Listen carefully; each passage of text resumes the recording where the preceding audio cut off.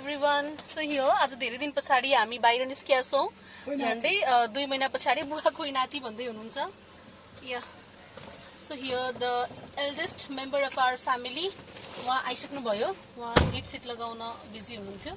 त्यस पछाडि हाम्रो सबैभन्दा यता ड्राइभर जी चाहिँ मेरो आफ्नै हस्बेन्ड हुनुहुन्छ। He is also here driving. त्यस पछाडि छौं हामी आमा छोरा पिछाडी। अब यहाँ हाम्रो गाउँ चाहिँ अलिकति काने पोखरीबाट भित्र हो। त्यस पछाडि हामी सबै मास्कहरू लगाएर नै रेडी छौं। भित्र त लाउनु पर्दैन होला। बिहान गर्मी, बिहान त पानी मजाले रम परिरहेको थियो। ल बाबुलाई अल्छी लागे जस्तो छ। बाबु सोइली सो काली मन्दिर, जय काली माता की जय होस्। आज शनिबार हो तर पनि विराटनगरको सबै मार्केटहरू बजारहरू खुल्लै नै छ। You all can see here. त्यस पछाडि अब हामी थोरै चलचला मोड हुँदै मेरो नन्दलाई पनि पिकअप गर्नु छ। We have to pick up her from nearby telecom office. उहाँलाई पनि लिँदै बुवा गाउँमा हजुरको को हुनुहुन्छ भनिदिनु पर्यो। गाउँमा हजुरको घर पनि छ नि हैन? हजुरलाई माया लाग्छ गाउँको अहिले? लाग्छ। गाउँमा बस्न पाए हुन्थ्यो जस्तो लाग्छ कि छोरा बुहारी नातिसँग विराटनगरमै बस्न पाए हुन्थ्यो जस्तो लाग्छ? ए भनेको हजुरलाई सानो एक तल्ले घर, त्यस पछाडि आएर कमोडवाला बाथरुम भयो भने हजुर एक्लै पनि बस्न रेडी हुनुहुन्छ? ए नातिलाई छोडेर छोरा बुहारीलाई छोडेर एक्लै बस्दिने? त्यस्तो कहाँ पाइन्छ त? ल ठिकै छ। अनि आज हजुर कसलाई भेट्ने प्लान छ? कुन दाजुलाई? अनि साइला दाजुलाई पनि नजिकै हो, सबैजनासँग भेट्ने हैन? अनि दाजु भाउजूलाई यसो गिफ्ट ल्याइदिनु भएको छ कि छैन? के ल्याएको छ? ल ठिक छ। हुन्छ अब हामी भरे कति बेलातिर फर्किन्छौँ होला बुवा? के आइडिया छ हजुरलाई? 12 बजीसम्म। त्यही र त। अब छोरीलाई कलेक्ट गर्ने हैन? त्यस पछाडि हामी सरसँगले जाने गाउँ। अनि हामी हजुरलाई भएछ भने गाउँको पनि यसो क्लिपिङ गरेर देखाउँछौँ।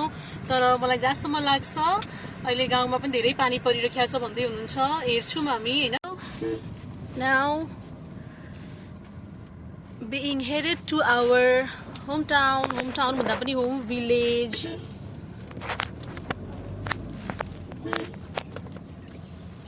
हामी चाहिँ यो कहाँ आइपुग्यो भन्दाखेरि हस्पिटल चोक आइपुग्यो। कोशी अञ्चल हस्पिटल खुट्टाक बाल बालिका क्लिनिक भनेर।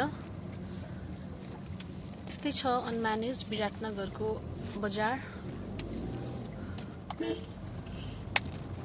सो यो चाहिँ हो विराटनगरको कोशी अञ्चल अस्पतालको परिसर। देखिराख्नु भएको छ कि छैन हजुरहरूले? या त्यस पछाडि त्यति धेरै भिडभाड त छैन तर आज शनिबार भनेर पनि होला। अब हामी टेलिकम अफिस नेरी आइपुगे पछाडि चाहिँ मेरो नन्दलाई पिकअप गर्छौँ। उहाँलाई पनि लिएर जाने हो। सो रमाइलो छ हाम्रो गाउँ। हाम्रो गाउँको बाटोघाटो पनि रमाइलो छ। And here is our little boy. Soni कस्तो लागिराखेको छ तिमीलाई धेरै दिन पछाडि गाउँ आउँदा? राम्रो लागिराखेको छ? हाम्रो गाउँको बाटो, हाम्रो गाउँको जंगल देख्दै हुनुहुन्छ हजुरहरूले। ल एउटा मात्रै, अब 1 मिनेटको मात्रै। सो हेर्नुहोस् हाम्रो गाउँको बाटो फिलिलिलिलिलिलिलि राम्रो बाटो छ है। नेपाल सरकारले राम्रो काम गर्नुभएको छ। त्यस पछाडि यहीँको जागरुक मान्छेहरूले पनि धेरै राम्रो काम गर्नुभएको छ। सो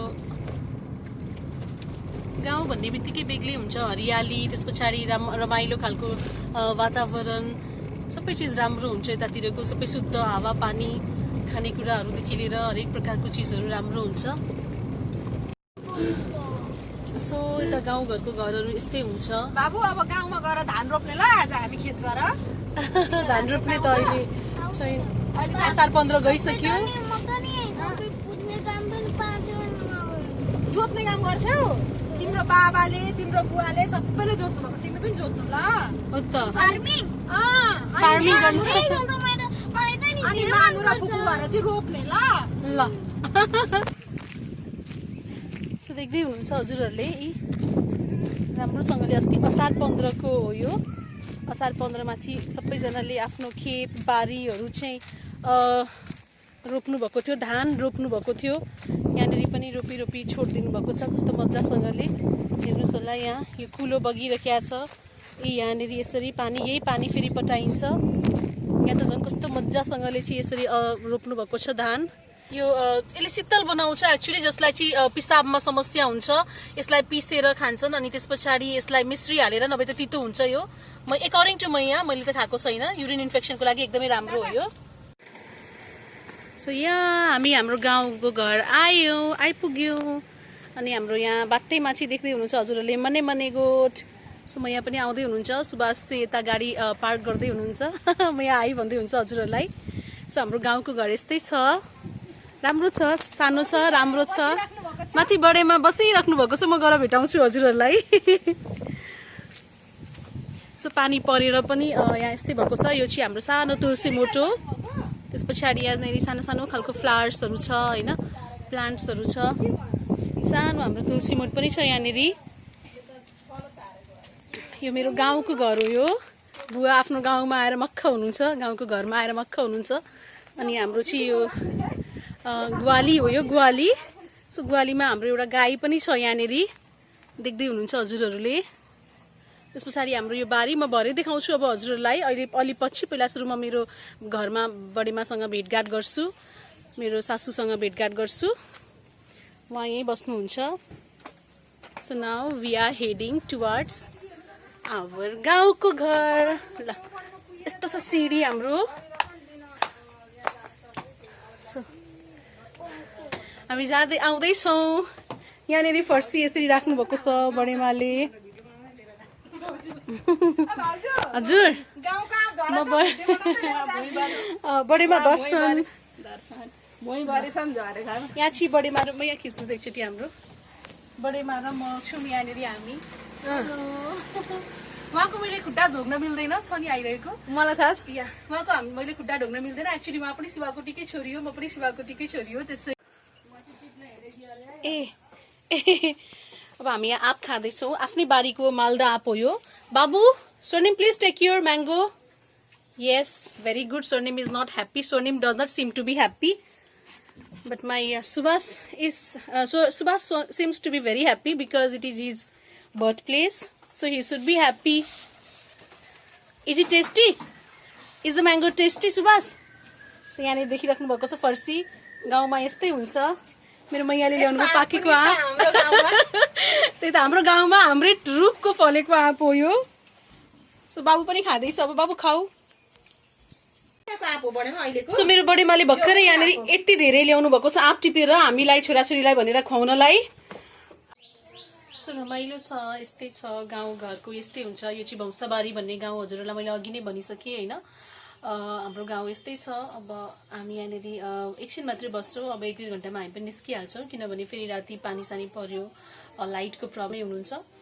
सो अब एकछिन खाजासाजा खाएर अनि त्यस पछाडि यताउति हेरेर अब आँपहरू हामी टिप्छौँ। आँप फलिरहेको छ मालदा आँप गाछीमा। सो हामी आँपहरू टिप्छौँ, त्यस पछाडि आँप टिपिओरी गरेर अनि हामी पनि एकछिन केही बेर बसेर जान्छौँ। So I hope you all are enjoying. हजुरहरू इन्जोय गर्दै हुनुहुन्छ। गाउँको मैले टच दिइरहेको छु हजुरहरूलाई। त्यस पछाडि कुनै दिन म अझ राम्रोसँगले धेरै बेर बसेर हाम्रो आफ्नै घर पनि देखाउन गइरहेको हुन्छु। अहिले चाहिँ यस्तै छ। एक्चुअली हामी त कोही पनि बस्दैनौँ हाम्रो घरमा किनभने हामी सबैजना बाहिरै छौँ। आमाको डेथ पछाडि त्यस पछाडि धेरै भयो, 10-12 वर्ष नै भइसक्यो हामीले त्यो घरमा कोही पनि नबसेको।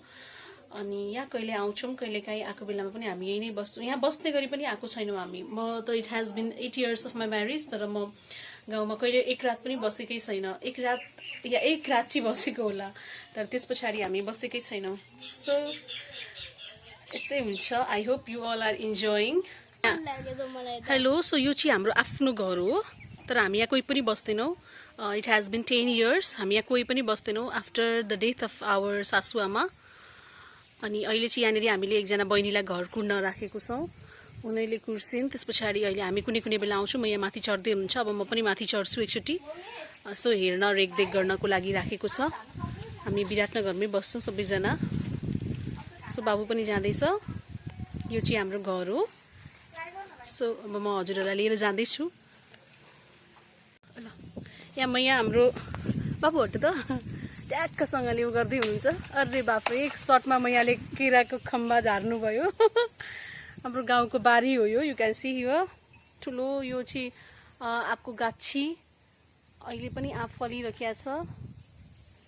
सो मैयाले कति राम्रोसँगले यहाँनिर केराको खम्बाबाट केरा काच्चो केरा हो यो आफ्नै घरको। ल हामी लगेर पकाउँछौँ। यहाँ यसरी केराको बारी देखिराख्नु भएको छ। त्यस पछाडि यो हाम्रो चाहिँ बारी हो गाउँको। मेरो मैयाहरू त यहीँनिर हुर्किनु भएको। मलाई त त्यति धेरै आइडिया छैन यहाँको, किनभने म आएको छुइनँ हतपत्त र आइहालेँ भने पनि मलाई यहाँ कसैले यसरी घुमाउनु हुन्न थियो। So I don't have any idea here. यो हाम्रो बारी हाम्रो खेतमा चाहिँ यहाँ यसरी धान फलाइरहेका छौँ हामीले परसम्मै।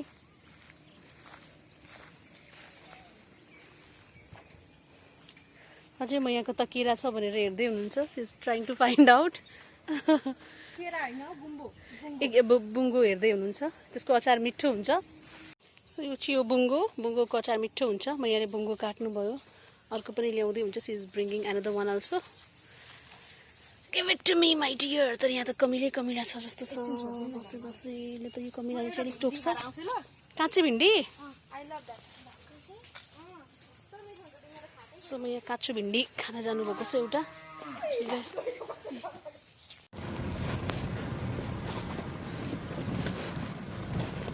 सो नाउ हामी अब गाउँको कच्ची पक्की बाटो हुँदै निस्किँदैछौँ।